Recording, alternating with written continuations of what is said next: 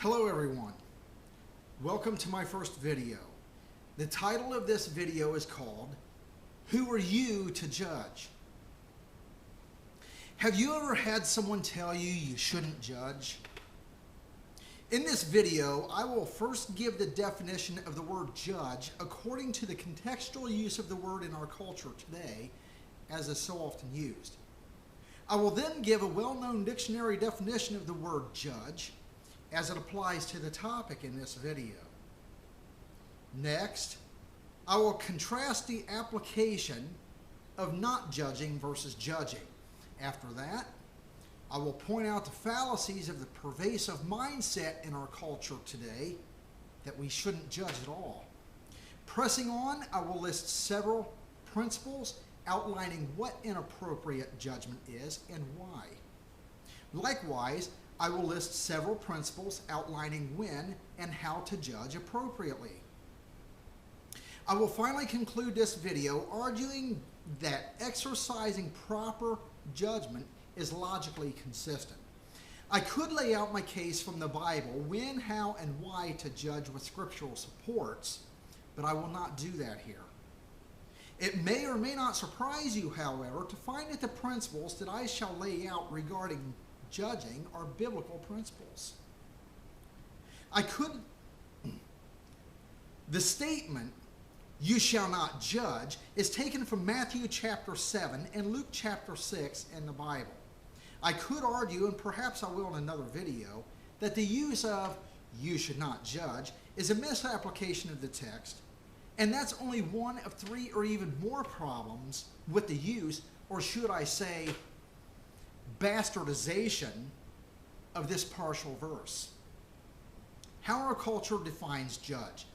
Before I go any further, I should define at this point what the word judge means when framed in the context in which our culture says you shouldn't judge. It has been my personal experience that when I am told I shouldn't judge, it is immediately after I have made a negative comment, general or specific, towards a person or group of persons. It can even be a joke.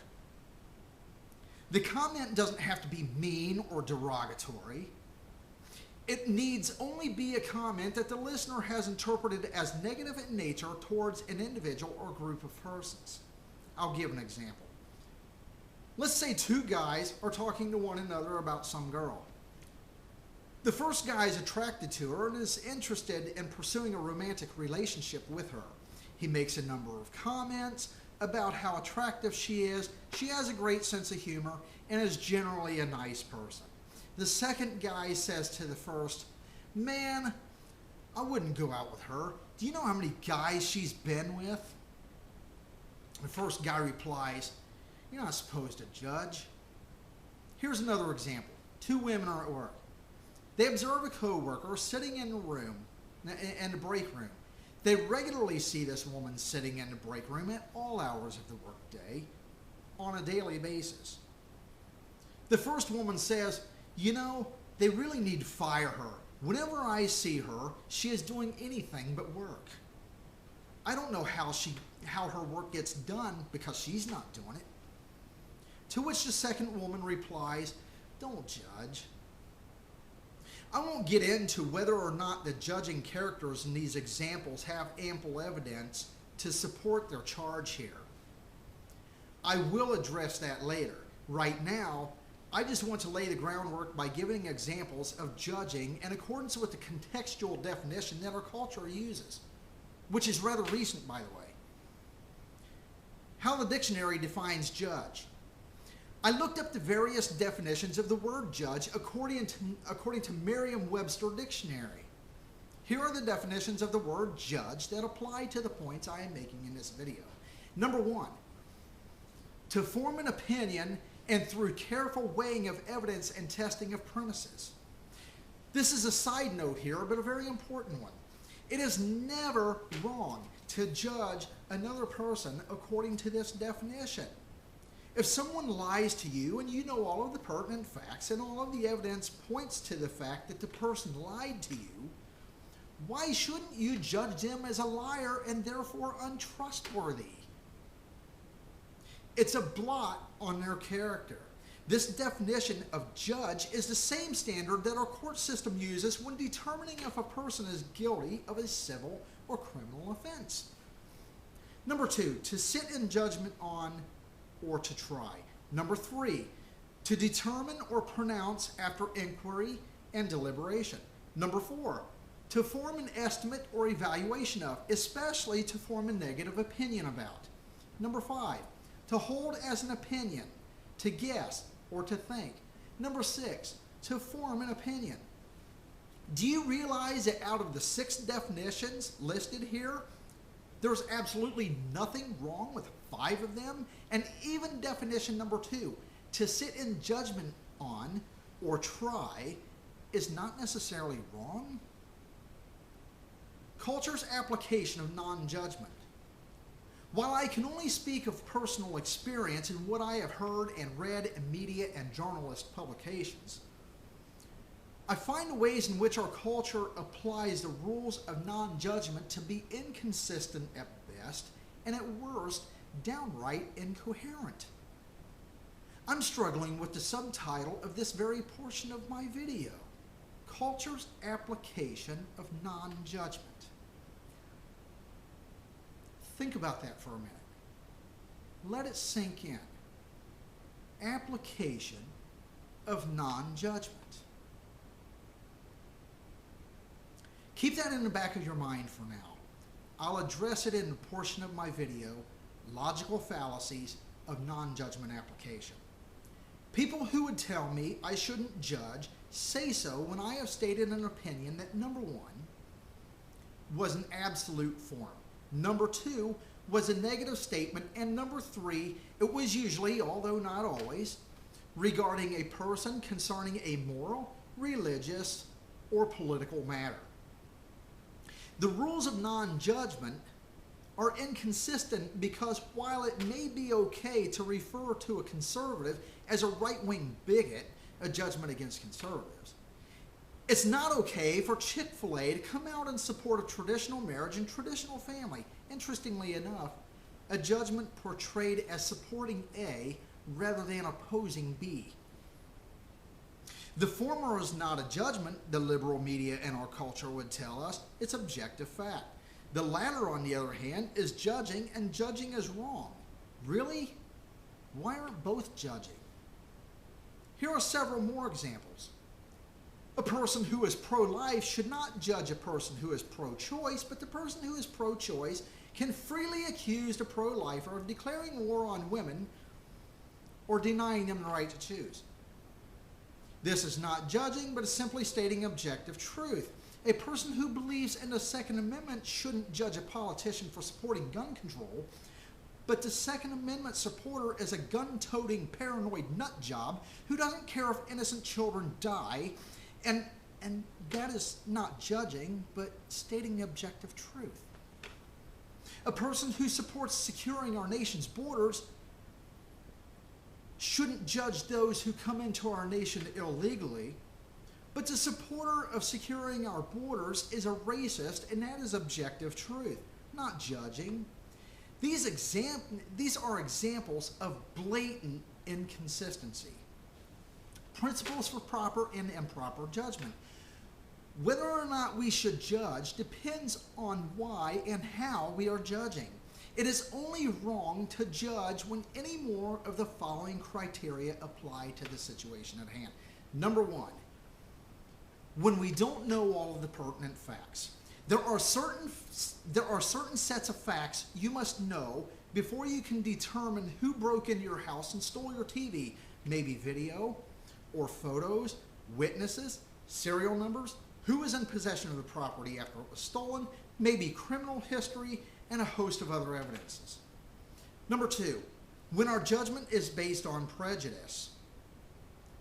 You can't judge the Mexican down the street of breaking into your house and stealing your TV because he's a foreigner, doesn't speak English, always wears out-of-fashion, worn-out clothes, and lives in an old, dilapidated house. You can't judge them as having inherently less value as a human being because they're not from here, because of the color of their skin, accent, don't speak the language of the land because of their religion, or I'll even say this, because of their lifestyle. Number 3, when we have unreliable witnesses, how do we judge whether or not a witness is unreliable? Number 4. Continuation of number 3. A liar is a person who lies, and a person who lies can't be trusted and is therefore unreliable. Number 4. When our judgment is contrary to or not supported by the evidence. A person can't be in 2 places at one time. This is why alibis are so effective. If there's absolute proof the person you are accusing was in Chicago at the time your house in Los Angeles was broken into, he couldn't have done it. Number 5, when we are judging with a haughty, self-righteous attitude condemning the wrongdoer. We should all recognize that we may be capable of committing the same wrong action as the person you are judging, and possibly a lot worse. None of us are holier than thou. Number 6, when we are telling a person that what they are doing is wrong, yet we are doing the same thing and refuse to quit doing it. If you consistently lie and refuse to quit lying, you shouldn't be telling another liar that it is wrong to lie. There is a word for that. It's called hypocrisy. And hypocrisy is wrong. Yes, I'm making that judgment. Number 7, when we are judging as though we are somehow superior as a human being than the person we are judging. It is entirely possible to judge someone a liar and therefore untrustworthy, while at the same time recognizing that your life is no more valuable than theirs as a human being. There may be more, but these are the 7 principles I could think of at the moment. The exact opposite is true. We should judge when the following criteria apply. Number 1, when we know all the pertinent facts. Number 2, when our judgment is not based on prejudice. Number 3, when we have reliable witnesses. Again, how do we judge whether a witness is reliable?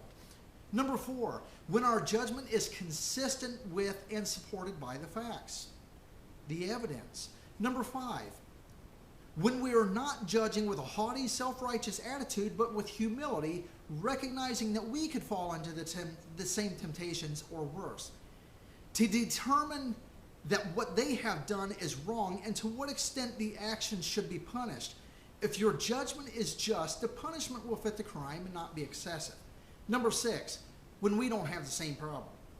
Number 7, when we see the person we are judging as having no less value than yourself or anyone else. Logical fallacies of non-judgment application. There are a number of fallacies associated with our culture's notion that we shouldn't judge and its application of the principle. I listed as many of them as I could think of here. Fallacy number 1. The most obvious fallacy of saying you shouldn't judge is this. The person telling you that you shouldn't judge is judging what you just said or did. They have made a determination that you said or did something wrong, that they believe is wrong, and they are following up on that determination by making the statement to you.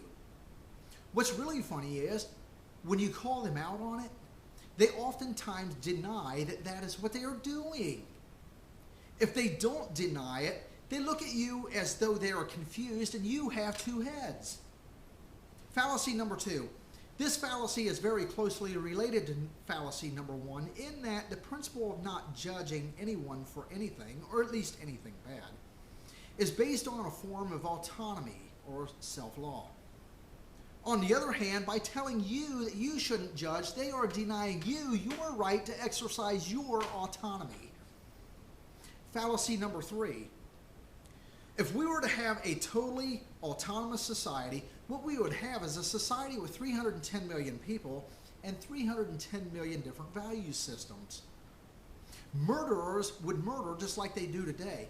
The difference is In a totally autonomous society, no one would be able to judge that it is wrong, or for that matter, no one would be able to judge what is right.